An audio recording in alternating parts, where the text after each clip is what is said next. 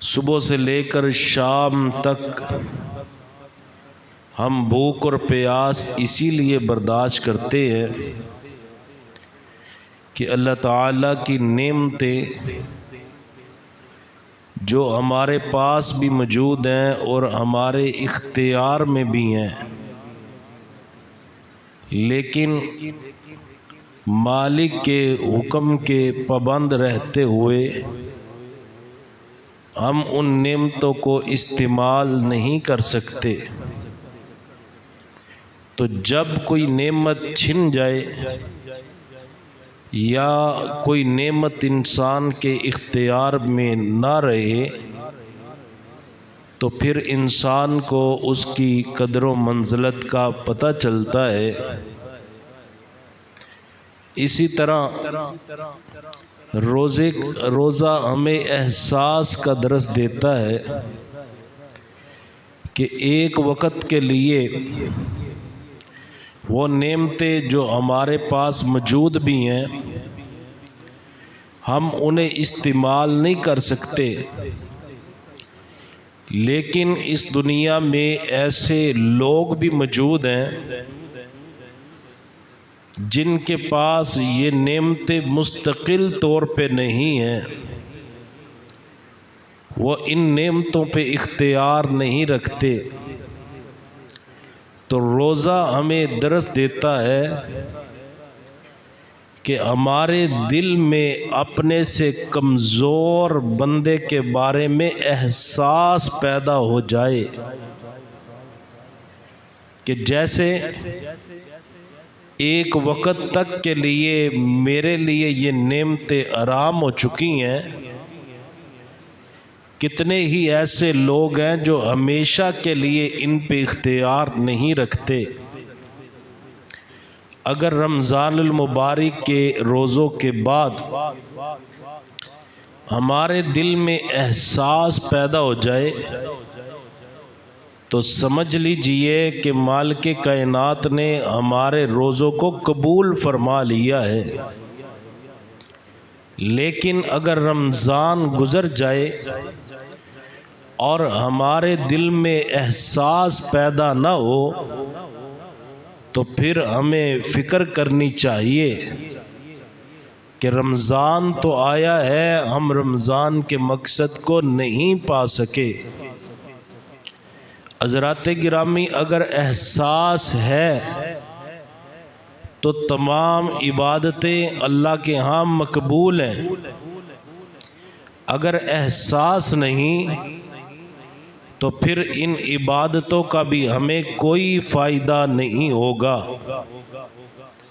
نبی علیہ السلام کے پاس دو عورتوں کا ذکر کیا گیا۔ اللہ کے رسول، ایک خاتون ہے، بڑا صدقہ خیرات کرتی ہے، بڑی نیکیاں کرتی ہے، لیکن اس کے دل میں اس کے پڑوسی کا ذرہ بھی احساس نہیں ہے۔ اس کا پڑوسی اس کی زبان کے شر سے محفوظ ہی نہیں ہے، نمازیں بڑی پڑھتی ہے، روزے بھی رکھتی ہے اور صدقہ خیرات بھی وہ بہت زیادہ کرتی ہے۔ حضور صلی اللہ علیہ وسلم نے نماز، روزے، زکوٰۃ، صدقات پہ فیصلہ نہیں فرمایا، بلکہ حضور نے فرمایا ہی فی النار، ایسی عورت جہنم میں جائے گی جس کے دل میں اپنے پڑوسی کا احساس نہیں ہے۔ دوسری خاتون کا ذکر کیا گیا۔ اللہ کے رسول، ایک اور عورت ہے، وہ صرف فرضی نمازیں پڑھتی ہے، فرضی زکوٰۃ دیتی ہے، کوئی زیادہ نفل و نوافل کا اہتمام نہیں کرتی، زیادہ نفلی صدقہ خیرات نہیں کرتی، لیکن ایک بات ضرور ہے، اس کے دل میں اپنے پڑوسی کے بارے میں احساس پایا جاتا ہے۔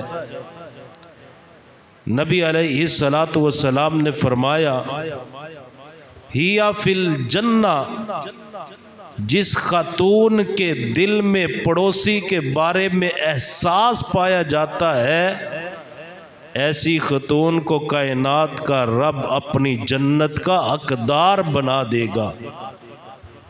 تو فیصلہ کس بات پہ ہوا؟ احساس پہ۔ اگر تو ہمارے دل میں اپنے سے کمزور بندے کے بارے میں احساس ہے تو یقیناً تھوڑی نیکیاں بھی ہمارے لیے کافی ہو جائیں گی، لیکن اگر ہمارے دل میں اپنے سے کمزور بندے کا احساس ہی پیدا نہیں ہوتا تو جتنی بھی نیکیاں کر لیں وہ ہمارے لیے کافی نہیں ہوں گی، کیونکہ ہمارے دل میں اپنے سے کمزور بندے کے بارے میں احساس نہیں ہے۔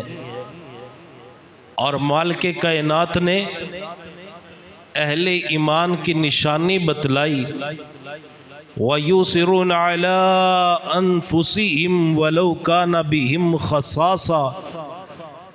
فرمایا یہ جو اہل ایمان ہوتے ہیں نا، یہ اپنے پہ دوسرے کو ترجیح دیتے ہیں۔ وَلَوْ كَانَ بِهِمْ خَصَاصَةٌ، خود انہیں گھاٹا بھی ہو جائے، نقصان بھی ہو جائے، اپنے آپ کو خسارے میں رکھ کر کے یہ دوسرے کو فائدہ پہنچانے کی کوشش کیا کرتے ہیں، اپنے سے زیادہ دوسرے کے بارے میں فکر مند ہوتے ہیں۔ وَيُطْعِمُونَ الطَّعَامَ عَلَىٰ حُبِّهِ مِسْكِينًا وَيَتِيمًا وَأَسِيرًا۔ یہ اللہ کی رضا کو حاصل کرنے کے لیے مساکین کو، یتیموں کو، قیدیوں کو کھانا کھلایا کرتے ہیں، اور یہ نہیں کہ وافر ہے تو تب کھلاتے ہیں۔ فرمایا جن کے پاس ہو وہ بھی کھلاتے ہیں، جن کے پاس نہ ہو وہ بھی کھلاتے ہیں۔ فرمایا جس کے دل میں دوسرے کے بارے میں احساس ہوگا وہی بندہ کامیاب ہوگا۔ حضرت سیدنا عمر بن خطاب رضی اللہ تعالی عنہ کے دور خلافت میں حجاز میں قحط پڑ گیا، کھانے پینے کی چیزیں کم ہو گئیں۔ حضرت عمر رضی اللہ تعالی عنہ کو پتہ چلا تو حضرت عمر رضی اللہ تعالی عنہ نے اللہ کی قسم اٹھائی، قسم اٹھا کر کے کہنے لگے اللہ یذوق لحمن ولا سمنن ولا لبنن حتی یحیی الناس۔ فرماتے ہیں اللہ کی قسم جب تک یہ قحط ختم نہیں ہوگا میں عمر نہ گوشت کھاؤں گا، نہ گھی والا سالن کھاؤں گا، اور نہ ہی میں عمر اپنے لیے دودھ کو استعمال کروں گا۔ اور یہ کب تک ایسا رہے گا؟ حتی یحیی الناس، یہاں تک کہ لوگوں سے یہ قحط دور ہو جائے۔ حضرت عمر رضی اللہ تعالی عنہ نے قسم اٹھائی اللہ ایسے حکمران ہمیں بھی نصیب فرمائے۔ یہاں پہ ملک دیوالیہ ہوتا ہے تو ہو جائے، ملک کا کچھ نہ رہے، ہمارے جو حکمران ہیں ان کی تنخواہیں، ان کے پروٹوکول، کتنے کتنے ایکڑز پہ بنے ہوئے ان کے محل، ان کے آگے پیچھے چلنے والی گاڑیاں اور ان کو ملنے والی مراعات اور ملنے والا مفت پٹرول، اور عوام کی فکر ہی نہیں ہے۔ عوام خودکشی کرنے پہ مجبور ہو رہی ہے، عوام فاقے برداشت کر رہی ہے، غریب کی پہنچ سے ضرورت کی اشیاء دور ہوتی جا رہی ہے۔ آئے دن اتنے اتنے بل، بجلی کے بل، گیس کے بل اور اس طرح کی ضروریات کی جتنی بھی چیزیں ہیں مہنگی سے مہنگی ہوتی جا رہی ہے۔ ایک تنخواہ والا بندہ تنخواہ لے کر کے آتا ہے، اتنی اس کی تنخواہ نہیں جتنا اس کے گھر کا بجلی کا بل آ جاتا ہے، اور دعوے جب سننے پہ آتے ہیں صرف باتیں باتیں نظر آتی ہیں، عملاً کچھ بھی نظر نہیں آتا۔ اللہ ہمیں حضرت عمر بن خطاب جیسا حکمران عطا کر دے۔ فرمایا جب تک میری عوام نہیں کھائے گی میں گھی کا بنا ہوا سالن بھی نہیں کھاؤں گا، میں گوشت کا بنا ہوا سالن بھی نہیں کھاؤں گا، اور میں دودھ کی بنی ہوئی کوئی چیز بھی استعمال نہیں کروں گا۔ اور یہ کب تک نہیں کروں گا؟ جب تک یہ چیزیں عمر کی خلافت میں رہنے والے، عمر کی حکومت میں بسنے والے ایک ایک بندے تک پہنچ نہیں جاتی۔ حضرت عمر رضی اللہ تعالی عنہ نے گورنر کو، مختلف علاقے کے جو گورنر تھے انہیں خطوط لکھے۔ ان خطوط میں ایک خط حضرت عمر بن خطاب رضی اللہ تعالی عنہ نے مصر کے گورنر عمر بن عاص کو لکھا، اور اتنا سخت یہ خط تھا، حضرت عمر رضی اللہ تعالی عنہ نے کہا اے مصر کے گورنر عمر بن عاص، تجھے علم ہی نہیں ہے حجاز میں قحط پڑ چکا ہے اور تو اپنی عیش و عشرت آرام والی زندگی بسر کر رہا ہے۔ حضرت عمر بن عاص نے رضی اللہ تعالی عنہ جب یہ خط پڑھا، خط پڑھنے کے بعد غصہ نہیں کیا، وہ گورنر بھی بڑے عظیم تھے، خط لکھنے والے بھی حضور کے صحابی ہیں، خط پڑھنے والے بھی حضور کے صحابی ہیں، خلیفہ بھی حضور کے صحابی ہیں، اور گورنر بھی حضور کے صحابی ہیں۔ جب خط پڑھا، خط پڑھنے کے بعد فوراً کہنے لگے اے عمر اللہ کی قسم، آپ کا خط ملنے سے پہلے میرے علم میں یہ بات نہیں تھی کہ حجاز میں قحط پڑ چکا ہے، اب میرے علم میں یہ بات آ گئی ہے۔ عمر میں آپ سے وعدہ کرتا ہوں میں مصر کی ایک ایک گلی میں جاؤں گا، میں مصر کے ایک ایک کونے میں جاؤں گا، جہاں تک میری حکومت ہے، جہاں تک میرے اختیارات ہیں، میں وہاں تک جا کر کے عمر دن رات محنت کروں گا، اتنی محنت کروں گا، اتنی محنت کروں گا۔ اس کا نام احساس ہے۔ احساس اسے نہیں کہتے بندہ خود عہدہ لے لے، عہدہ لینے کے بعد اس کی 7 نسلیں سور جائیں اور عوام بھوکی مرتی رہے، عوام پانی کے ایک ایک گھونٹ کو، روٹی کے ایک ایک نوالے کو ترستی رہے۔ کہا اے عمر میں دن رات اتنی محنت کروں گا، اتنی محنت کر کے آپ کی طرف غلہ اناج اس قدر بھیجوں گا، پہلا اونٹ عمر آپ کے پاس مدینے میں ہوگا اور آخری اونٹ میرے پاس مصر میں ہوگا، اتنا غلہ اتنا اناج میں آپ کی طرف روانہ کروں گا۔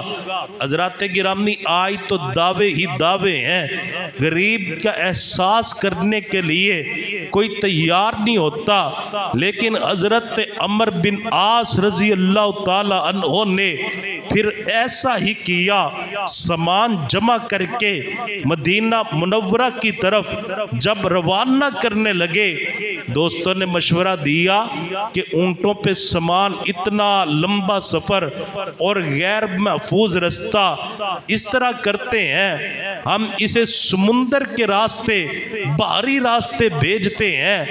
20 بحری جہاز حضرت عمر بن عاص نے گلے کے جمع کر کے حضرت عمر بن خطاب کی طرف روانہ کر دیے، سامان پھر بھی بچ گیا۔ حضرت عمر بن عاص نے 1000 اونٹ تیار کیا جو گلے کا لاد کر کے حضرت عمر کی طرف روانہ کر دیا۔ حضرات گرامی اس کا نام احساس ہے، اس کا نام احساس ہے کہ بندے کے دل میں ان لوگوں کا احساس پیدا ہو جائے جو ایسی زندگی بسر کر رہے ہیں جن کے پاس کچھ بھی نہیں ہے، انہوں نے سامان بھیجنے والی اخیر کر دی اور میرے عمر نے اپنی رعایا کے ساتھ محبت کا حق ادا کر دیا، کہا جب تک میرے ملک کے، میری حکومت کے اور جہاں تک میری خلافت ہے وہاں تک کے حالات درست نہیں ہو جاتے تب تک قیمتی اشیاء میں اپنے آپ کے لیے استعمال ہی نہیں کروں گا۔ حضرت عمر رضی اللہ تعالی عنہ نے ایک مثال قائم کر دی احساس کی کہ اس وقت تک کامیابی حاصل نہیں ہو سکتی جب تک آپ کے دل میں دوسروں کے لیے احساس پیدا نہ ہو جائے۔ حضرات گرامی، یہ جو ہم رمضان المبارک کے مہینے میں زکوٰۃ، صدقات، خیرات اور اللہ کے راستے میں خرچ کرتے ہیں، یہ غریبوں کا پورے سال کا ایک بجٹ ہوا کرتا ہے۔ آپ جو بھی کماتے ہیں نا، جو بھی آپ محنت کرتے ہیں، محنت کرنے کے بعد آپ کو رزق ملتا ہے، کبھی اپنے ذہن میں یہ بات مت لائیے کہ یہ ہماری محنت ہے، یہ ہمارا فن ہے، یہ ہماری کوشش ہے، یہ ہمارا تجربہ ہے جس وجہ سے کاروبار کو رنگ لگ گئے۔ اللہ کی قسم سارا کچھ ہونے کے ساتھ ساتھ یہ ان غریبوں کی دعائیں ہیں جن غریبوں پہ آپ سال بعد خرچ کرتے ہیں۔ نبی علیہ السلام کے صحابہ کرام ایک غزوے سے واپس آ رہے ہیں مدینہ منورہ کی طرف۔ اس غزوے میں مال زیادہ مل گیا، مال غنیمت زیادہ مل گیا۔ نسائی میں حدیث ہے، واپس آتے آتے حضرات صحابہ کرام آپس میں باتیں کر رہے ہیں، ہم نے جہاد کیا، جہاد کی برکت سے اللہ تعالی نے ہمیں اتنا مال دیا۔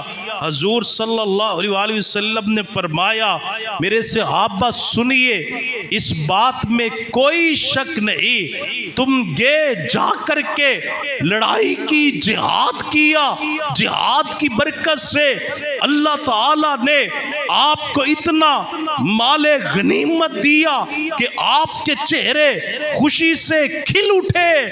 لیکن میرے صحابہ یہاں پہ یہ بات مت بھولیے، انما تنصرون وترزقون بضعفائکم، یہ اللہ نے جو میدان جہاد میں تمہاری مدد کی ہے اور جو تمہیں کائنات کے رب نے رزق عطا کیا ہے، انما تنصرون وترزقون بضعفائکم، اس میں تمہاری محنت تو ہے لیکن اس کے ساتھ ساتھ ان غریب کمزور لوگوں کی دعائیں ہیں جنہیں مدینے میں چھوڑ آئے اور تم اپنے مال غنیمت سے ان پہ بھی خرچ کرتے ہو، تم ان پہ خرچ کرتے ہو، ان کی دعاؤں کی وجہ سے اللہ نے تمہیں فتح بھی عطا کر دی، ان کی دعاؤں کی وجہ سے اللہ نے تمہیں رزق بھی عطا کر دیا۔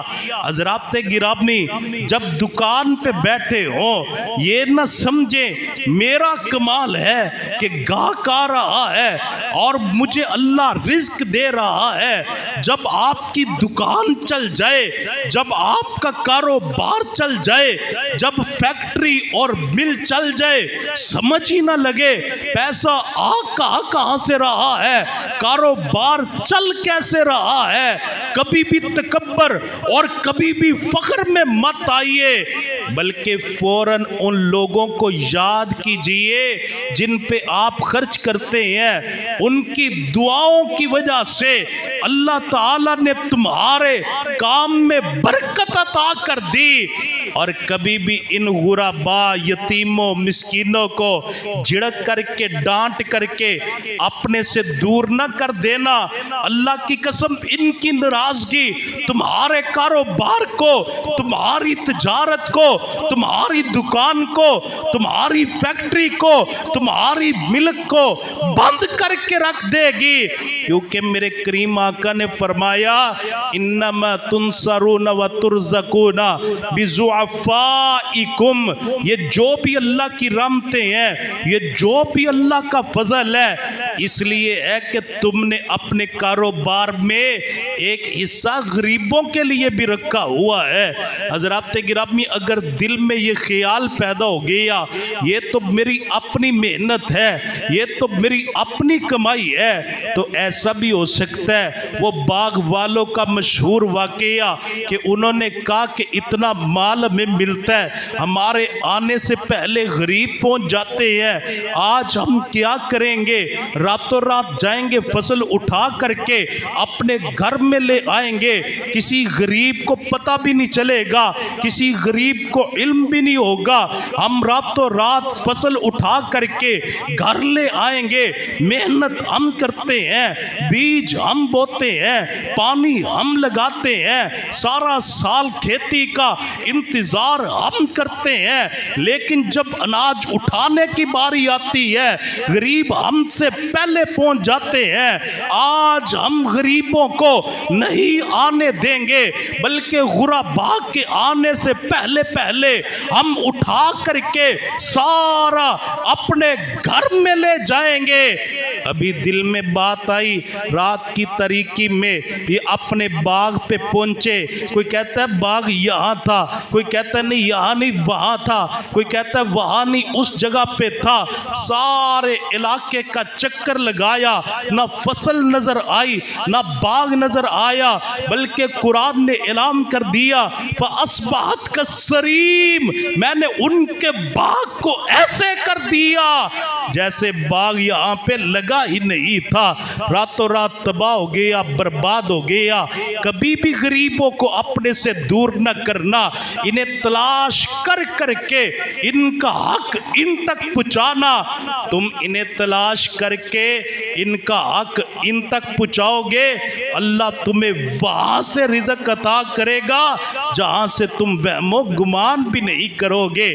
حضرات گرامی، کمال اس بات کا نام نہیں کہ غریب تیرے گھر کو تلاش کرے، آ کر کے دستک دے، حاجی صاحب مجھے کچھ دیجئے، حاجی صاحب کہیں لائن لگا کے کھڑے ہو جاؤ، پہلے تصویریں بنیں گی، پھر فیس بک پہ اپلوڈ ہوں گی، پھر اس کے بعد میں 5 کلو کے راشن کے پیک بنا کر کے دوں گا تاکہ ساری دنیا کو پتہ چلے فلاں علاقے میں، فلاں محلے میں ایک حاجی صاحب رہتے ہیں، وہ اتنا خرچ کرتے ہیں، ان کی تو مثال پورا علاقہ دیتا ہے۔ احساس اس بات کا نام ہے تیرے دروازے پہ آ کے غریب دستک نہ دے، بلکہ تو غریب کے دروازے پہ جا کے دستک دے اور اس کی ضرورت اس کے دروازے پہ پوری کر کے آ۔ جب تو واپس آ رہا ہوگا تیرے دل کی کیفیت حالت ہی اور ہوگی، کیونکہ کائنات کا رب تجھ پہ راضی ہو چکا ہوگا۔ حضرات گرامی، ہمارے پاس بڑا ہی ایک ایسا طبقہ ہے جو سفید پوش لوگوں کا ہے، جو سوال نہیں کرتے، کپڑے بھی اچھے پہنے ہوتے ہیں، جوتا بھی انہوں نے اچھا پہنا ہوتا ہے، بعض اوقات سواری بھی ان کے پاس اچھی ہوتی ہے، دیکھنے میں ویل ڈریس اور بڑے ہی ہمیں جناب ایک عظیم بندہ نظر آتا ہے، لیکن حقیقت میں اس کے گھر کے حالات کچھ ایسے ہوتے ہیں، باہر صرف سفید پوشی ہوتی ہے، وہ کسی کے سامنے اپنی ضرورت کو بیان نہیں کر سکتا۔ احساس اس بات کا نام ہے، ایسے لوگوں کو تلاش کر کے ان تک کھانا پہنچایا جائے، ان کی ضروریات کو پورا کیا جائے۔ ہم کیا کرتے ہیں، کسی کو 1000 دے دیا، کسی کو 2000 دے دیا، کسی کو 3 دے دیا، اچھا بھی باقی اگلے سال آنا، کبھی ایک سال ایسی بھی زکوٰۃ نکال لے کہ جتنی آپ کی زکوٰۃ ہے اسے اپنے پاس جمع کر کے ایک ایسے بندے کو تلاش کرے جو کاروبار تو کر سکتا ہے لیکن اس کے پاس وسائل نہیں ہے، اسے بلا کر کے بھی تو کیا کام کر سکتا ہے؟ اپنی ساری زکوٰۃ اٹھا کر کے اسے دے کر کے اسے اپنے پاؤں پہ کھڑا کر دے، ایک سال ایک کو کر دے، دوسرے سال دوسرے کو کر دے۔ اگر سارے اپنی زکوٰۃ کے ساتھ کسی دوسرے غریب کو کھڑا کرنے والے بن جائے، اللہ کی قسم چند سال گزرے زکوٰۃ لینے والا نظر نہ آئے بلکہ سارے زکوٰۃ دینے والے نظر آئے۔ جب ہمارے دل میں احساس پیدا ہو جائے، ہم پہچاننے لگ جائے کون مستحق ہے کون نہیں ہے، کون ضرورت مند ہے کون نہیں ہے۔ بخاری شریف میں آتا ہے حضرت عمر بن خطاب رضی اللہ تعالی عنہ کے پاس ایک خاتون مدینہ منورہ میں آئی، آ کر کے اس نے اپنے حالات بیان کیے، اس نے کوئی لمبی چوڑی بات نہیں کی، اس نے حضرت عمر کے سامنے کوئی لمبا دکھڑا بیان نہیں کیا بلکہ آ کر کے کہنے لگی، اے عمر میں بیوہ ہو چکی ہوں اور میرے چھوٹے چھوٹے بچے ہیں۔ یہ دو باتیں کرنے کے بعد کہتی ہے، عمر جانتے ہو میں کون ہوں؟ انا بنت خفاف، میں خفاف کی بیٹی ہوں اور میں امام کی پوتی ہوں۔ حضرت عمر رضی اللہ تعالیٰ عنہ نے جب اتنی بات سنی تو حضرت عمر کی آنکھوں میں آنسو آ گئے۔ خفاف کی بیٹی، اماں کی پوتی اور میرے پاس اپنی ضرورت لے کر کے آئی ہے۔ حضرت عمر نے فوراً اپنے غلام اسلم کو کہا، ایک اونٹ پہ گلہ لاد دیجئے، اس میں کھجورے بھی ہوں، ستو بھی ہوں، اس میں کپڑے بھی ہوں، ضرورت کی ہر چیز ہو اور کچھ درم و دینار بھی ساتھ، اسے دے کر کے روانہ کر دیجئے۔ لگام پکڑی، میرے عمر نے نکیل پکڑی اونٹ کی، پکڑ کر کے اس بی بی کے حوالے کر دی، اس کی عزت نفس کو بھی مجرونی کیا، اس کے حوالے کر کے کہا اس اونٹ کی نکیل کو تھام اور ابھی یہ تیرے پاس سامان ختم نہیں ہوگا، عمر تیرے پاس اور پہنچا دے گا۔ یہ لے کر کے جانے لگی تو غلام اسلم نے کہا، عمر بی بی نے کوئی لمبی چوڑی بات تو نہیں کی، بس اتنا ہی کہا آ کر کے، انا بنت خفاف، میں خفاف کی بیٹی ہوں اور میں امام کی پوتی ہوں۔ عمر آپ نے اتنا نواز دیا، آپ نے اتنا دے دیا کہ جتنی اسے ضرورت نہیں تھی۔ عمر فرمانے لگے، تمہارے دل میں احساس تب پیدا ہو جب تم پہ یہ ذمہ داری ہو۔ میں عمر جانتا ہوں اسے ضرورت اس سے بھی زیادہ تھی۔ حضرات صدقہ دینا ایک علیحدہ بات ہے، سفید پوش بندے کو پہچاننا اس سے بھی بڑی بات ہے۔ کہا میں جانتا ہوں۔ اس نے آ کر کے جو تعارف کروایا نا، اس نے عمر کو ہلا کر کے رکھ دیا۔ اس نے جو کہا انا بنت خفاف، میں خفاف کی بیٹی ہوں، امام کی پوتی ہوں۔ جانتے ہو میرے ساتھیوں خفاف کون تھا؟ جب حضور مکے کو فتح کرنے کے لیے گئے، جب نبی علیہ السلام مکہ مکرمہ کی طرف گئے، نبی علیہ السلام کے ساتھ 12,000 کا لشکر تھا، اور جب خفاف کے قبیلے کے قریب حضور صلی اللہ علیہ وسلم نے پڑاؤ ڈالا تو اس کا جو دادا اماں تھا اس نے 100 بکریاں اپنی طرف سے حضور صلی اللہ علیہ وسلم کے پاس لے کر کے آیا۔ نبی علیہ السلام کی 100 بکریوں کے ساتھ مہمان نوازی کی، اور اس نے اپنے بیٹے خفاف کو، جس کی یہ بیٹی ہے، اسے ساتھ لیا، لے کر کے اس قبیلے کے ارد گرد جتنے گھرانے تھے، جتنے گاؤں، جتنی بستیاں تھی، ان تمام میں اعلان کروا دیا کہ آپ کے پاس جتنا بھی دودھ پڑا ہے وہ قیمتاً مجھے دے دو۔ محمد صلی اللہ علیہ وسلم اور آپ کے صحابہ آئے ہیں، میں نے ان کی مہمان نوازی کرنی ہے۔ یہ اس کی بیٹی آئی ہے، حالات کسی پہ بھی کسی وقت کیسے بھی آ سکتے ہیں، کل یہ دینے والے تھے، آج یہ لینے پہ مجبور ہو گئی۔ اللہ کے بندو، اللہ سے ڈریے، آج اللہ نے دولت دی ہے، آج اللہ نے مال دیا ہے، آج اللہ نے رزق دیا ہے، حالات بدلتے کبھی بھی دیر نہیں لگتی۔ میں نے بڑے بڑے لکھ پتی کک ہوتے دیکھے اور بڑے بڑے غریبوں کو امیر ہوتے ہوئے دیکھا۔ یہ تو اختیار میرے اللہ کے پاس ہے، وہ جو چاہے تو قطرے کو سمندر کر دے، وہ جو چاہے تو یتیموں کو پیغمبر کر دے، کسی کو تاج سلطانی دے، کسی کو بھیک در در دے۔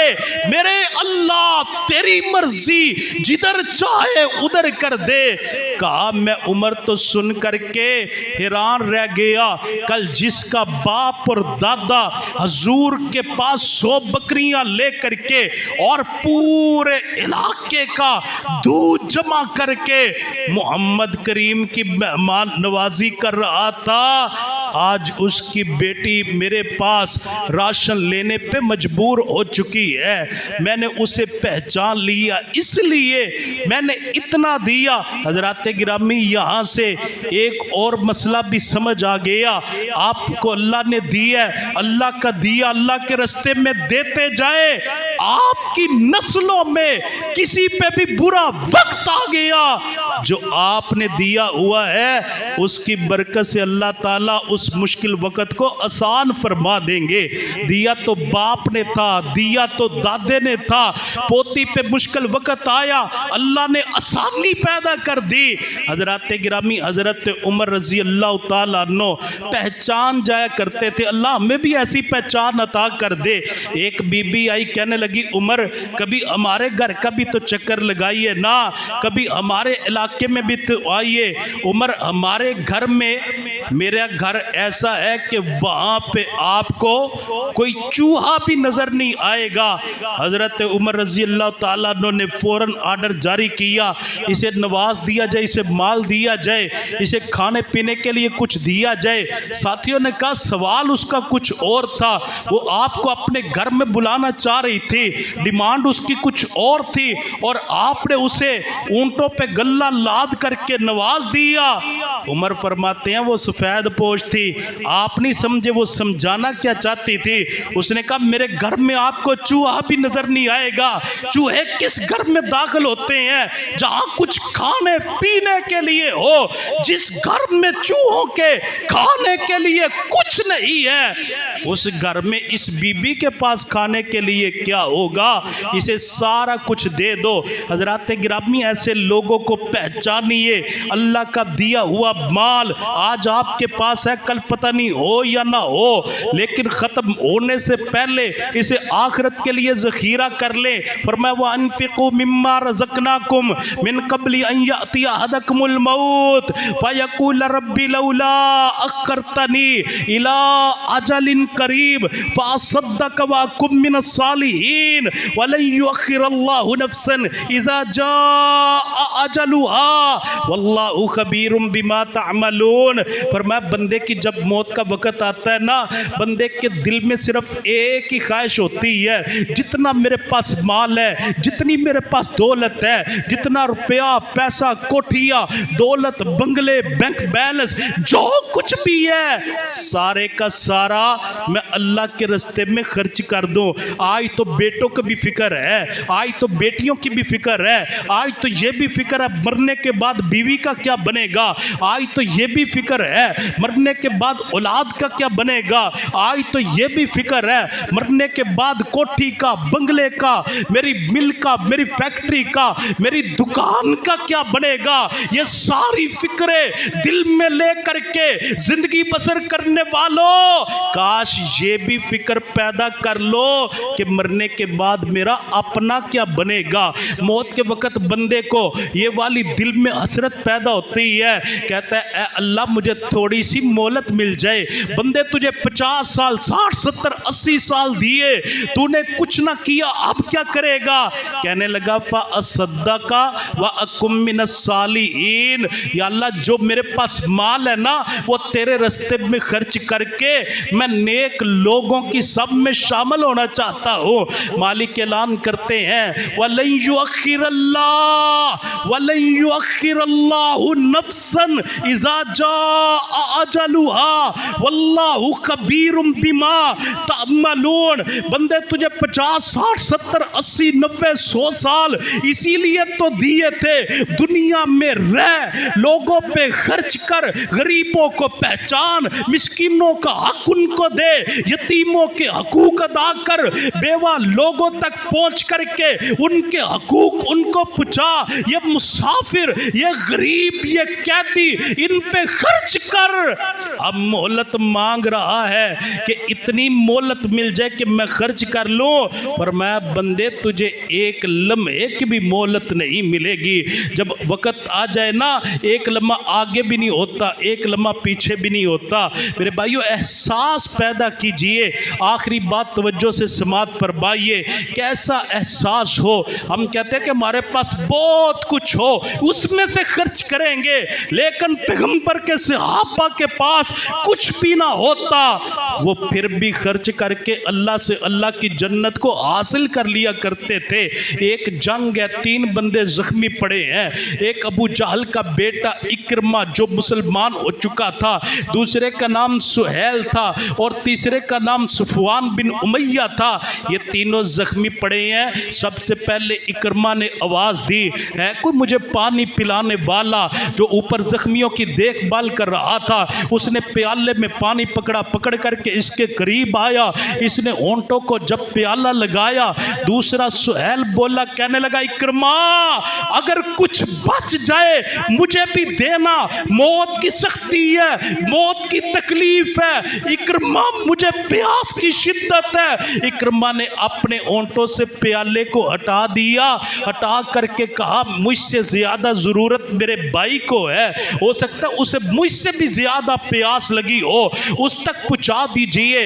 ये प्याला लेकर के सुहेल के पास आया, साथ ही सफवान बिन उमैया पड़ा, कहने लगा ऐ सुहेल अगर पानी बच जाए मुझे भी देना, प्यास की शिद्दत है। इसने कहा हो सकता है मुझसे ज्यादा जरूरतमंद मेरा भाई हो। लबों को लगा हुआ प्याला हटा करके इस तक पहुंचाया।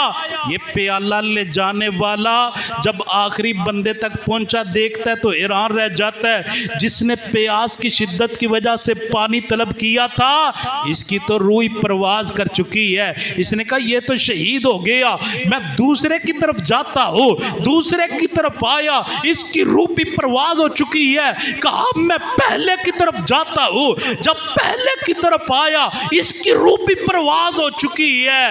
ये हैरान हो करके देखता ही रह गया, यार ये कैसे अजीम लोग हैं जो दुनिया से जाते जाते भी ये पैगाम और मैसेज देंगे اپنے لیے جینا کمال کی بات نہیں ہے، کمال تو اس چیز کا نام ہے، اس بات کا نام ہے کہ بندہ دوسروں کے لیے جیے۔ حضرات گرامی، جو بھی اللہ نے عطا کیا ہے ایسے لوگوں تک پہنچ کر کے، تلاش کر کے ان کا حق ان تک پہنچائیے، یہی روزے کا مقصد ہے، اور یہی روزہ ہمیں احساس کا اور ہمدردی کا سبق دیتا ہے۔ اللہ تعالیٰ مجھ میں سب کو ان باتوں پہ عمل کی توفیق عطا فرمائے۔ آخر دعوایا ان الحمدللہ رب العالمین۔